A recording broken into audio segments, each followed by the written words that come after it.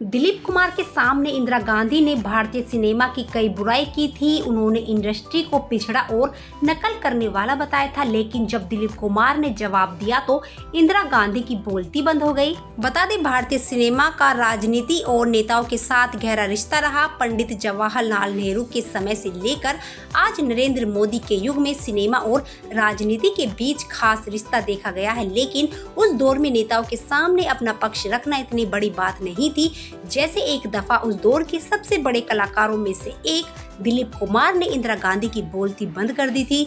दिलीप कुमार के उस लहजे के पीएम पंडित जवाहरलाल नेहरू भी दीवाने हो गए थे।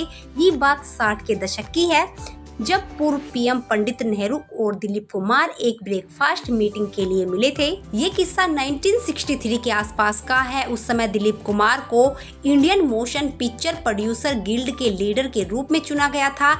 ऐसे में उस समय के प्रधानमंत्री पंडित नेहरू ने दिलीप कुमार को ब्रेकफास्ट के लिए बुलाया हुआ था। उस दौरान पीएम नेहरू की बेटी इंदिरा गांधी भी मौजूद थी। बातचीत का दौर शुरू हुआ तो इंदिरा गांधी ने दिलीप कुमार के सामने भारतीय सिनेमा की बुराई शुरू कर दी। उन्होंने कहा कि वो पेरिस, लंदन, मॉस्को में कई खूबसूरत फिल्में देखकर आई हैं। उन्होंने भारतीय सिनेमा को पिछड़ा और वेस्टर्न फिल्मों की नकल बताया। इंदिरा गांधी ने आगे ये भी कहा कि यहाँ की फिल्मों में हिंदुस्तानियत की कमी है। इंदिरा गांधी ने करीब 10-12 मिनट तक भारतीय सिनेमा की बुराई की। आगे जब दिलीप कुमार ने सिनेमा के बचाव में जो बातें कही, उससे इंदिरा गांधी की बोलती बंद हो गई।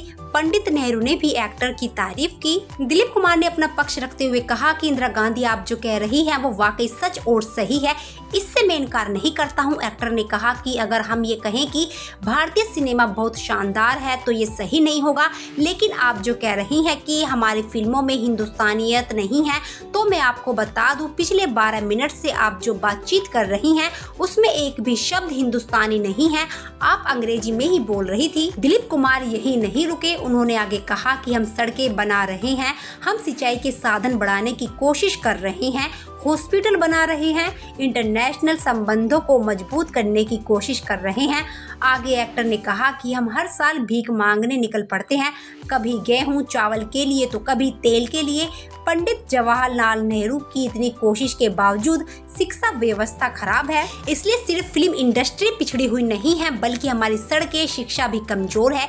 दिलीप कुमार ने बताया था कि उन्हें डर था कि ये सब सुनने के बाद उन्हें प्रधानमंत्री नेहरू से तीखी प्रतिक्रिया मिलेगी, लेकिन पंडित नेहरू ने कहा, यूसुफ तुम्हारी जगह मैं होता तो इतना विनम्र नहीं होता।